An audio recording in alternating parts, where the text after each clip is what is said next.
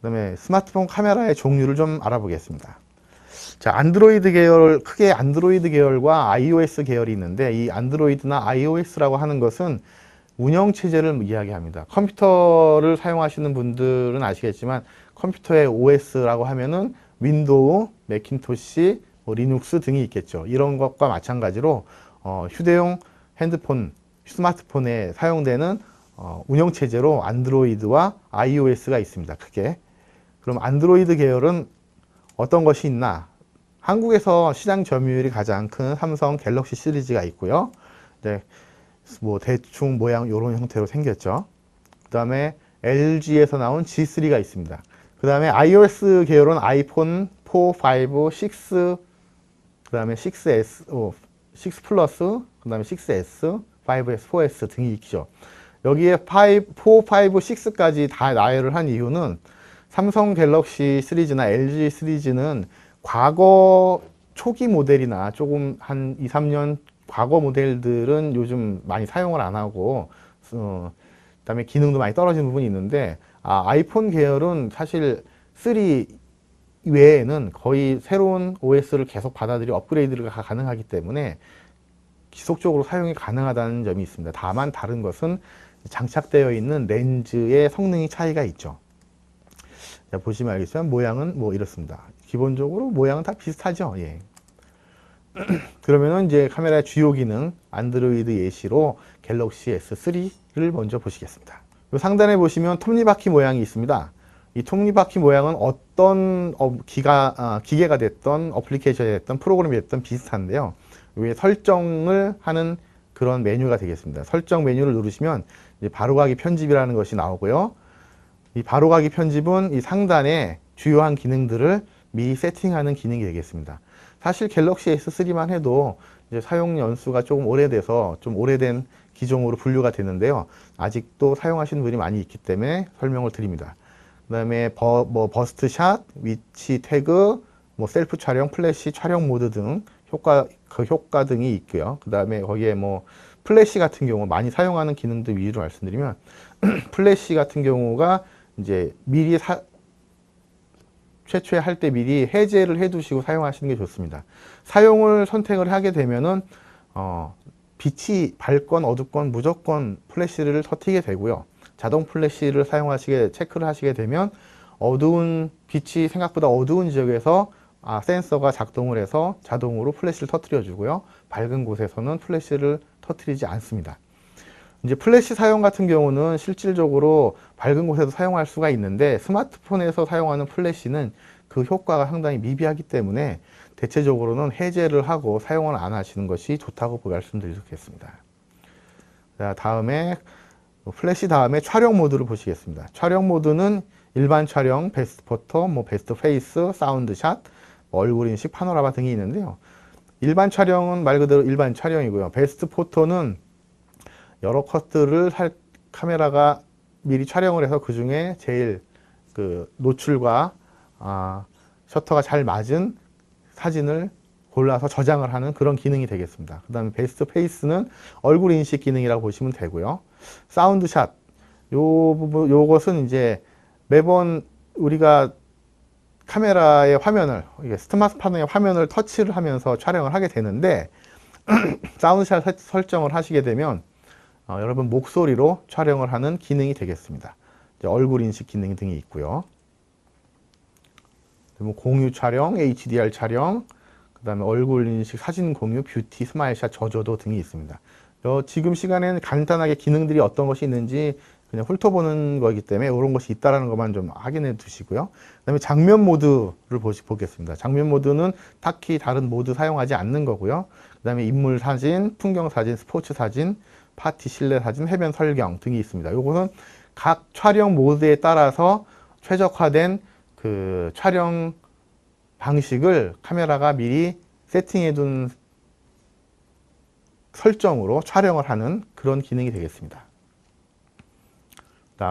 저 해변 설정 밑에 뭐 석양, 해돋이, 뭐 가을 풍경, 문자, 촛불 등 다양한 기능이 있네요.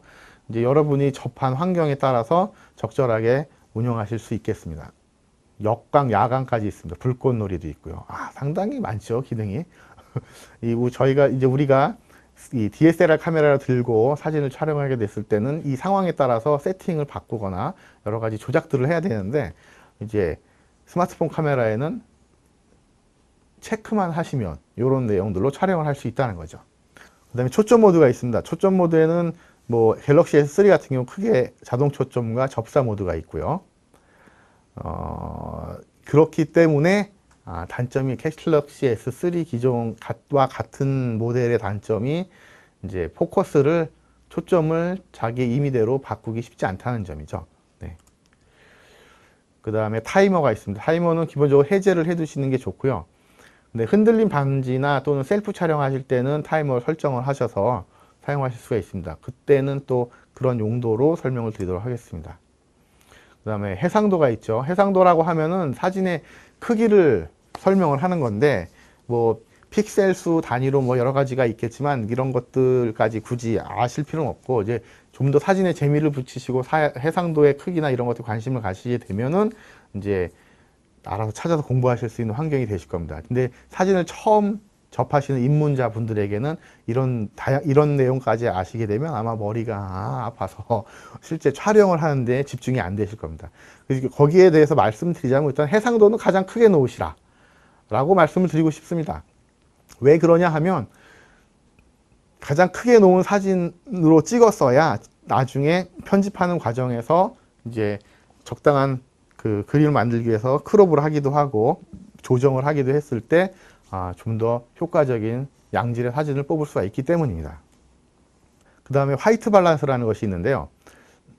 사실 예전에 필름 카메라로 촬영하던 시절에는 이 화이트 밸런스라는 것에 대해서 크게 신경 쓰지 않았습니다.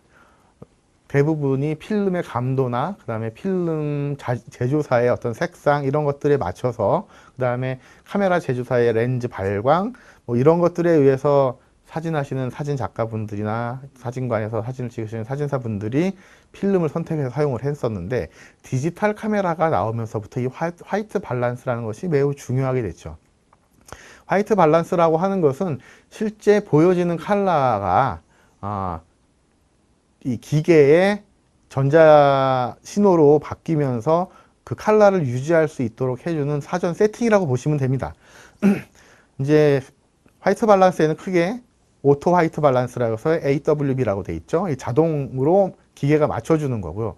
이 자동으로 기계가 맞춰주는 화이트 밸런스는 지금까지 많은 사진 촬영을 통해서 얻어진 데이터를 가지고 사전 설정을 해 놓은 것이기 때문에, 여러분들 처음에 사진을 배우시는 여러분들은 이 자동으로 설정을 하시고 사용하시는 게 아무래도 처음에 좋습니다. 그 다음에 뭐 태양광이 있을 경우 맑은 날, 그 다음에 흐린 날, 백열등 아래서, 형광등 아래서 각각 적절한 색깔을 맞춰주는 그런 기능이 되겠습니다.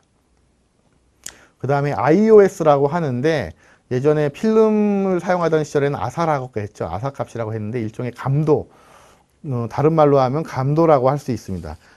얼마나 어두운 데서 입자를 곱게 찍어낼 수 있느냐 라는 부분하고 또 일관성이 있고요. 그 다음에 실제 촬영된 사진의 그 망점이나 거칠은 면이 없게 곱게 촬영할 수 있는 그 감도의 설정을 말할 수 있습니다. 이 자동이라고 하게 되면, iOS를 자동으로 놓게 되면 셔터 스피드와 그 다음에 조리개, 이거 추후에 배우게 될 텐데, 이런 것들이 가변적으로 변하게 됩니다.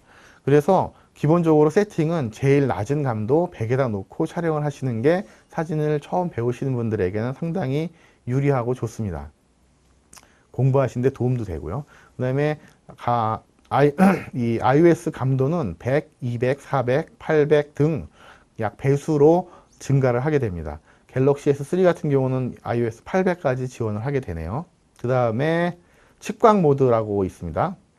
측광이라고 하는 것은 렌즈에 비춰진 빛이 실제 디지털 사진으로 변하기 위해서, 반영되기 위해서 빛의 양을 얼마만큼 받아들일 수 있을까를 사전에 체크를 하는, 말 그대로 측정하는 그런 기능입니다.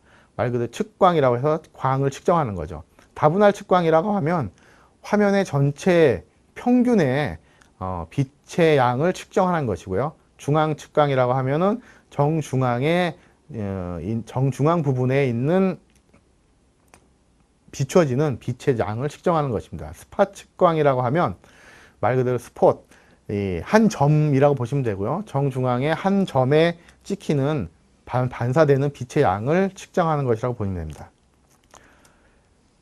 그 다음에 안내선이 있는데요. 안내선은 해제, 사용 두 가지로 체크를 하실 수가 있습니다. 근데 실제 프로 사진가들도 가급적이면 해제를 하고 사용을 합니다. 안내선을 체크를 하시게 되면 여러분들이 이제 이후에 배우실 구도를 설정하는데 상당히 도움이 많이 되고요. 요런 그 안내선을 통해서 실제 수평이라든가 수직 그리고 주변에 넣고 뺏고 해야 될 부분들을 판단하시는 데 많이 도움이 됩니다. 그래서 사용으로 체크를 하시고 사용하시면 좋겠습니다. 그 다음에 손떨림 보정은 해제보다는 사용에 이것도 체크를 하시고 사용하시는 게 좋겠습니다. 사전 이런 것들은 이제 사전 설정이라고 보시면 되고요. 화질은 아주 높음으로 해주시면 됩니다. 아까 사진의 그 크기와 이 화질은 상관관계가 있는데요. 화질이 크고 화질이 높고 사진이 크면 클수록 사진 한 장의 데이터 용량이 커지게 됩니다. 이게 단점이기도 한데 장점은 이후 사진을 여러 가지로 활용할 수 있다는데 장점이 있는 거죠. 그 장점을 위해서 용량은 살포시 포기하시는 게 좋다라고 말씀을 드립니다. 물론 안드로이드 계열은 추가 메모리를 장착을 하심으로써 용량을 뭐 얼마든지 늘릴 수가 있으니까 그렇게 사용하실 수가 있고요. 그 다음에 이제 상단에 사전 세팅한 그 내용들로 미리 확인을 하시는 게 되는데요. 이 부분을 터치를 하시게 되면 이제 사전에 설정되어 있는 효과, 일종의 필터 효과라고 보시면 되고요. 그런 것들을 이제 설정을 해서 촬영을 할 수가 있고요. 그 다음에 요 아까 이 촬영 모드를 미리 밖으로 빼놓은 것입니다. 요거 했을 때 이제 빠르게 촬영 모드를 선택해서 촬영할 수 있도록 미리 이제 밖에 빼놓는 거죠. 그리고 가장 많이 빼놓는 그 설정해 놓는 것 중에 이제 플래시입니다. 플래시는 그때그때 필요할 때 사용을 많이 하기 때문에 빼놓는데 실질적으로 이제 사진을 처음 하실 때 공부하실 때는 플래시는 아예 없어도 상관은 없습니다. 거의 플래시 사용할 일이 없기 때문이죠. 이제 요게 이제 노출 보정이라고 하는 건데요. 이 화면을 터치를 하게 되면 요 노출 보정 메뉴가 나타납니다. 촬영을 위한 격자선 안내, 아까 안내선이죠. 안내선이 나타난 모습을 보시는 겁니다.